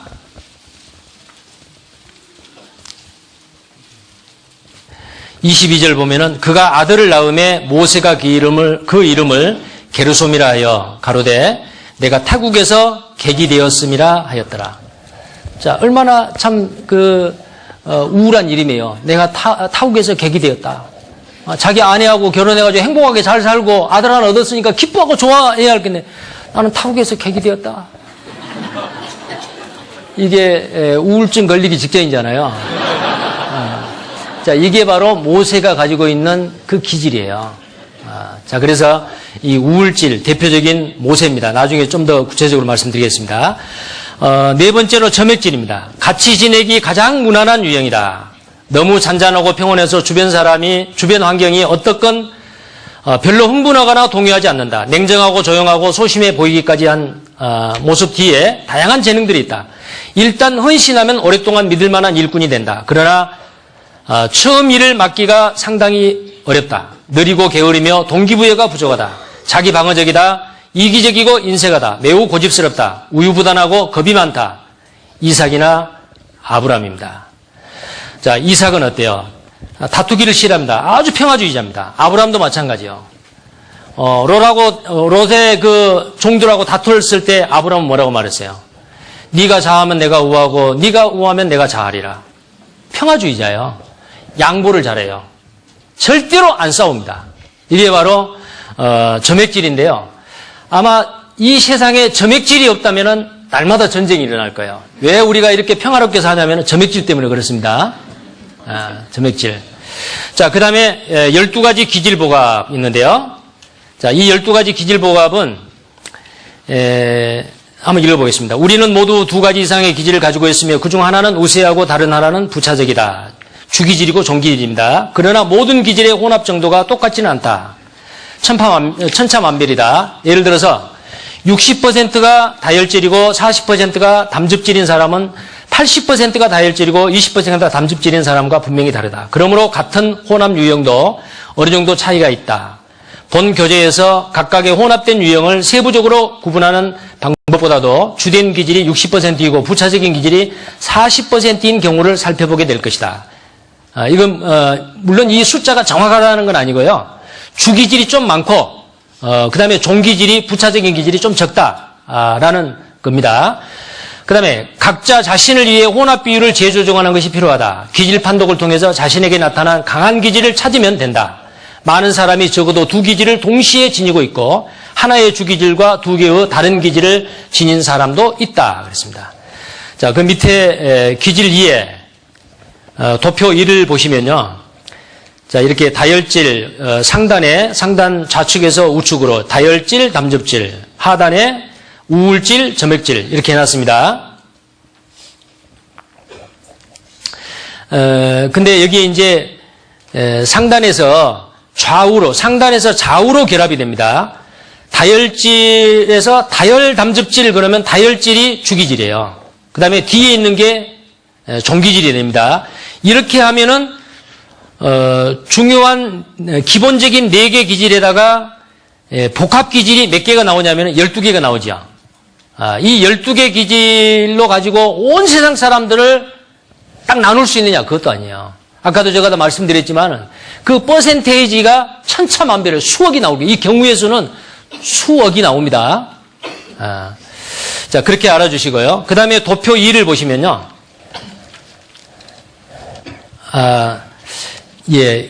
죄송합니다. 그 표를 제가 잠깐 실수를 한 것 같는데요. 도표 1에서 우울질, 점액질 이 순서가 바뀌어졌는데 도표 1에서는 순서가 바뀌어져도 상관없습니다. 그 이름이 그래도 다 이렇게 12개로 조합이 되니까요. 자, 17페이지에 도표 2의 기질의 배합입니다. 자, 이건 다혈질, 담즙질, 점액질, 우울질 이 순서로 되어 있죠. 자, 이렇게 이 순서로 해놓은 이유가 있습니다. 다혈질, 담즙질은 외향적이고 낙천적입니다. 성격이 그 사람은 외향적이다. 다혈질과 담즙질이에요. 그리고 이 두 기질이 조합이 되면은 아주 자연적인 결합이요. 다혈질, 다혈담즙질, 담즙, 다혈질 아주 자연스러운 기질입니다. 그리고 여기 있는 이 다혈담즙질, 담즙, 다혈질은 지도자형이에요. 많은 사람을 이렇게 지도하고 통솔할 수 있는 어떤 그런 그리고 여기 있는 이 기질은 아주 빨라요. 동작이 빨라요. 아주 빠릅니다. 자, 그 다음에 하단에 보겠습니다. 하단에 점액질과 우울질은 반대로 느려요. 그리고 이 두 기질이 결합이 되면 아주 자연적인 결합인데 점액질이나 우울질은 아주 분석적이고 내성적이고 염세적이에요. 자, 내성적이고 염세적입니다. 자, 그 다음에 수직으로 다혈 점액질을 보겠습니다. 다혈질, 점액질, 다혈점액, 점액, 다혈 여기는 보완적인 결합인데 다혈질과 점액질은 관계 중심이요. 사람을 좋아해요. 사람을 좋아합니다.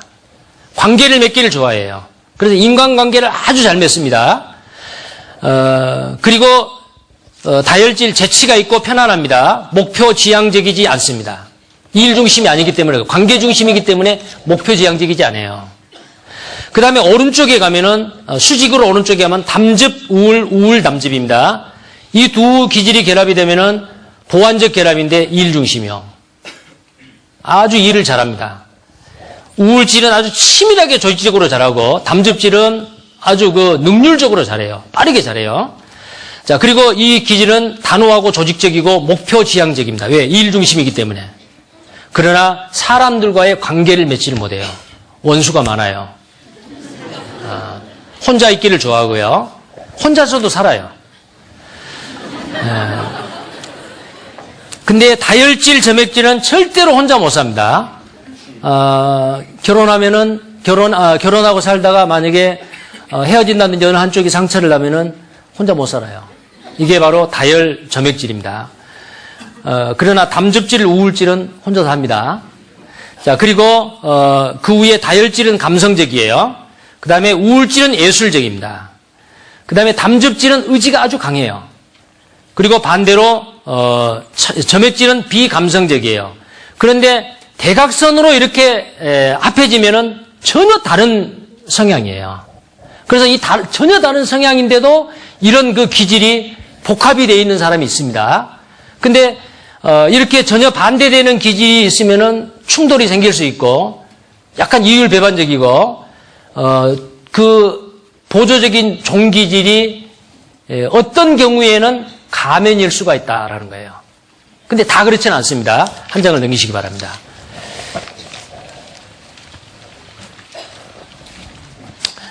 자, 그 다혈 담즙질, 다혈 우울질, 이제 12가지 기질을 좀 간략하게 이렇게 쭉 해놨습니다. 이건 읽어보시면은 충분히 이해가 됩니다. 넘기겠습니다.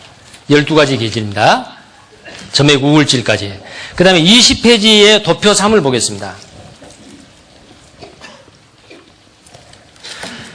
도표 3을 보면은 거기 우점 담다 상단에 보면 우점 담다 우담 점다 그렇게 되어 있죠.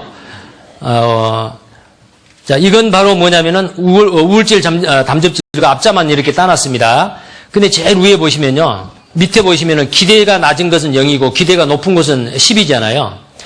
자, 왼쪽 수직으로 왼쪽에 다른 사람에 대한 기대입니다.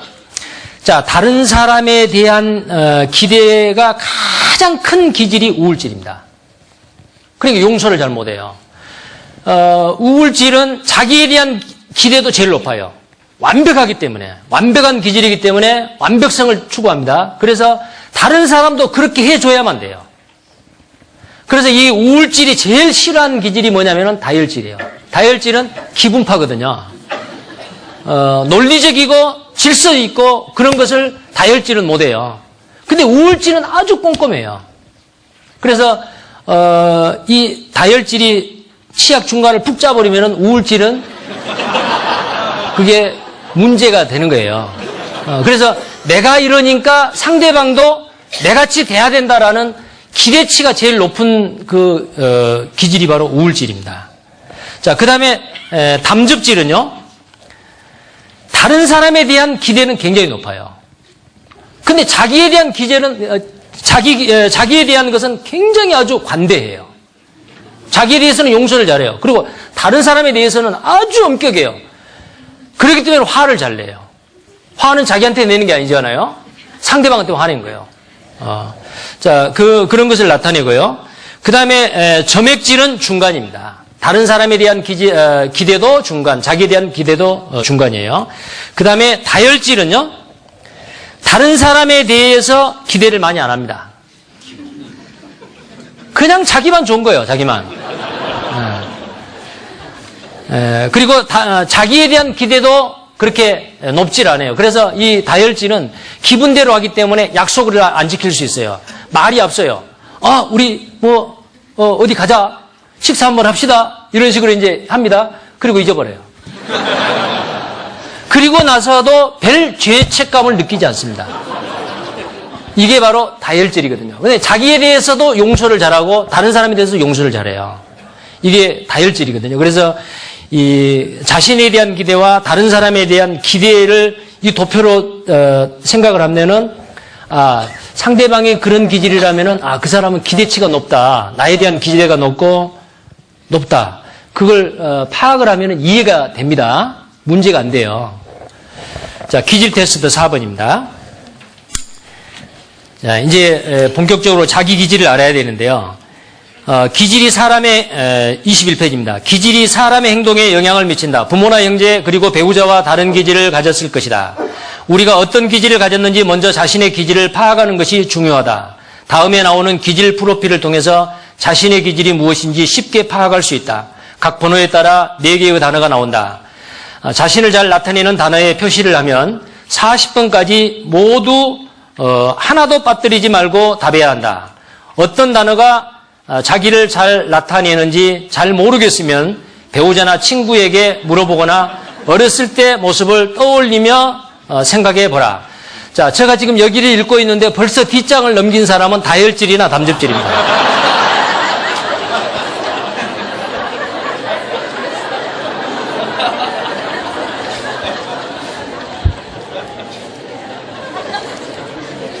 자, 먼저요. 먼저 그러면은 한 장을 넘기셔요.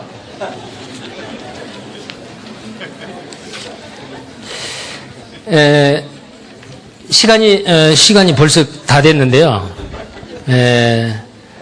그냥 두 개만 한번 해보겠습니다. 1번, 2번만. 기질 프로필 22번에요. 1번에 모험적이다, 융통성이 있다, 생동감이 있다, 분석적이다. 이 중에서 반드시 하나를 체크를 해야 됩니다. 자, 자기에 대한 겁니다. 그런데 어떤 사람은 없을 수도 있어요. 왜 그러느냐? 저 이야기를 듣고 하세요. 지금 벌써 시작한 사람은 다혈질이에요.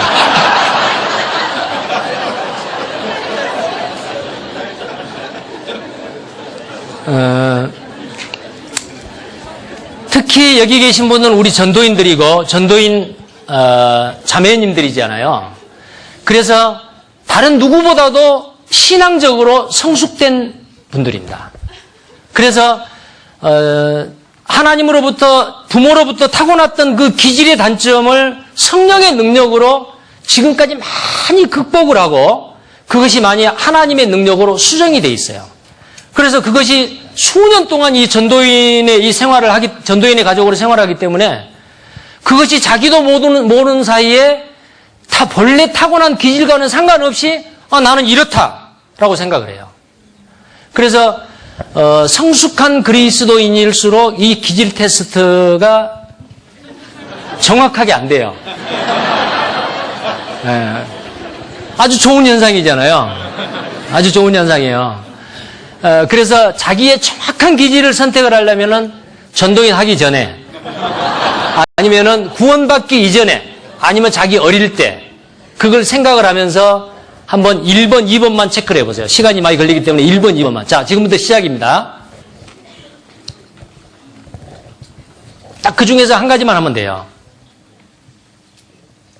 하셨습니까? 예, 그러면 이제 약점을 보겠습니다. 약점. 21번, 22번을 한번 해보세요.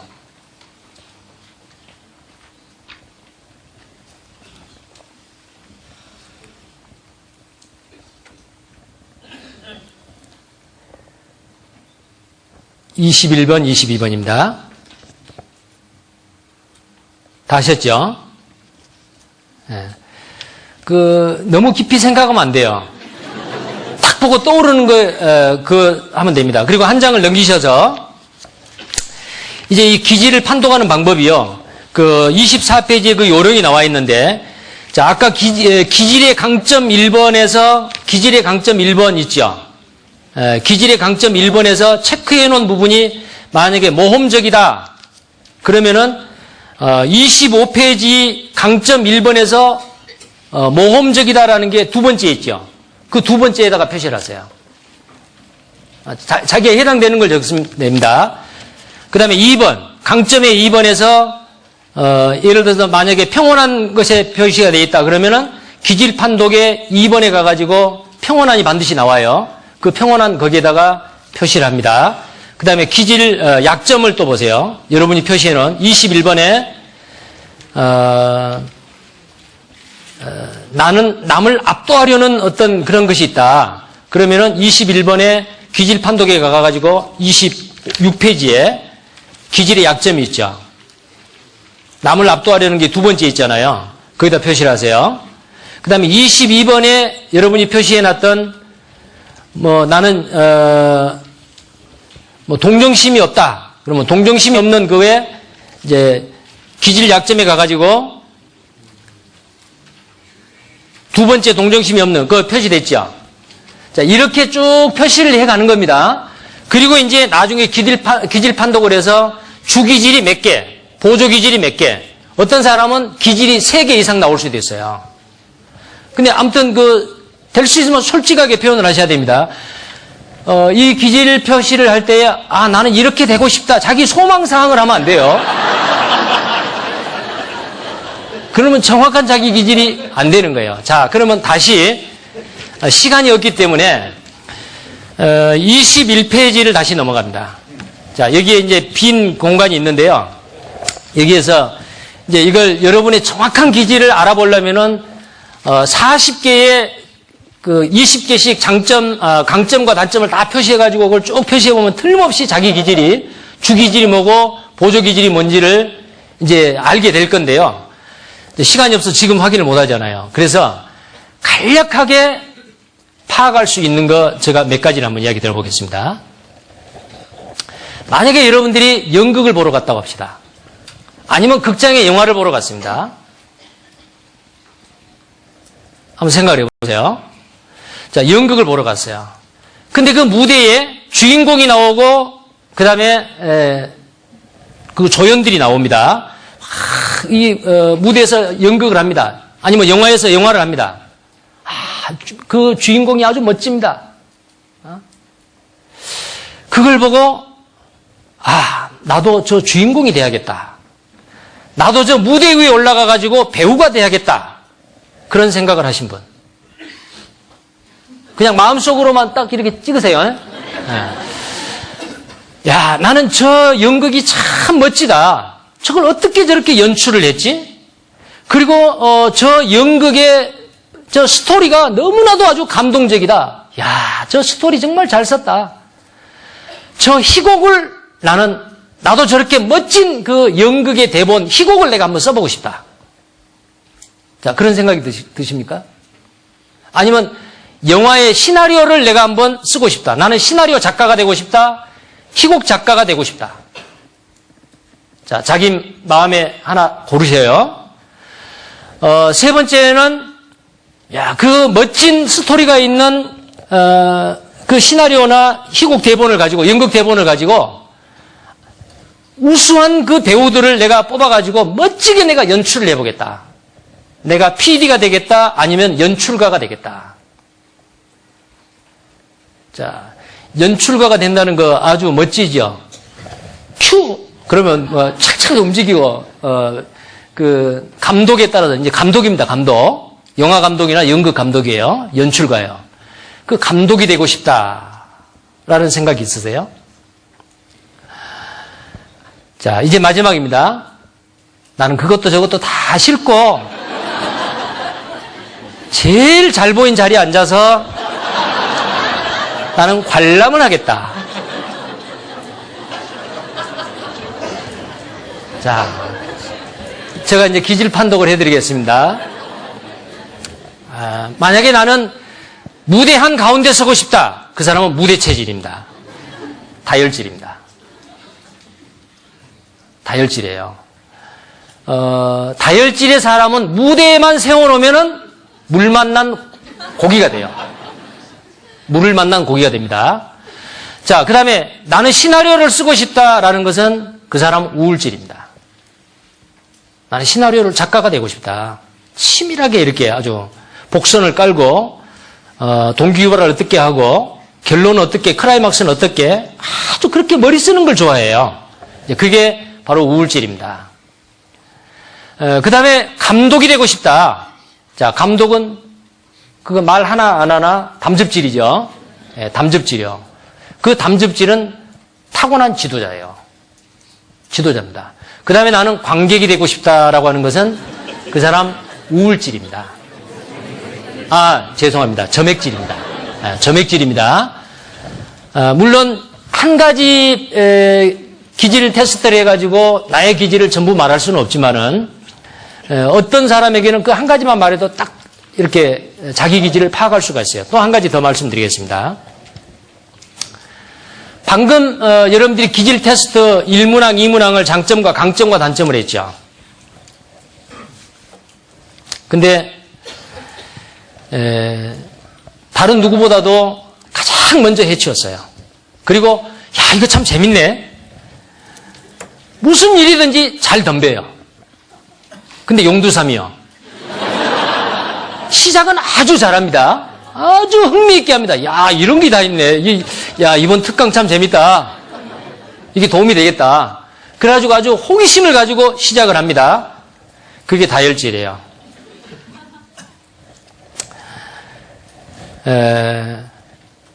그리고 담즙질은 이게 나에게 좀 도움이 되겠다. 그래. 그리고 일을 하는데 다혈질은 흥미있게 하고요. 두 기질 다 아주 빠르지 않아요. 근데 누가 제일 먼저 하느냐면 담즙질이 제일 먼저 해버려요. 아주 이 일을 추진하는 일에 아주 빠릅니다. 그리고 판단력이 아주 뛰어나요. 순간적인 판단력과 그 다음에 직관력이 있어요. 솔로몬 같은 사람이죠. 일 중심입니다. 솔로몬이 40년 자기 치세 동안에 얼마나 많은 일을 하신지 알아요? 자기 왕궁을 지을 때 13년 동안 지었고 성전을 지은데 7년 동안 지었고 그 다음에 그 외에 다른 건물들을 지는데 거의 모든 부분을 했어요. 솔로몬이 아니면 할 수가 없어요. 그리고 솔로몬은 이 담즙질에 해당되는데요. 나중에 그 내용이 나오는지는 모르겠는데요. 화를 잘 냈어요. 보복을 합니다. 아주 잔인하고 무섭습니다. 아도니아라고 하는 자기 형님이 왕위를 찬탈했잖아요. 그리고는 자기 어머니한테 바세바한테 가가지고 그 자기 아버지의 그 인생 말년에 간병을 했던 그 여자 있죠. 그 여자를 자기 아내로 달랬어요. 내가 만약에 아도니아를 그대로 살려준다면은 내가 저주를 받는다. 이런 식으로 얘기하면서 아도니아 죽여버렸잖아요. 아주 그 자기의 그 정적을 죽일 때나 인정사정 없이 아주 차단을 했습니다. 일 중심이죠. 아주 잔인하죠. 굉장한 지도력이 있습니다. 이게 이제 그 담즙질의 기질인데요. 아주 일을 잘 추진을 해요. 제일 먼저 끝냈습니다. 그 다음에요. 세 번째로,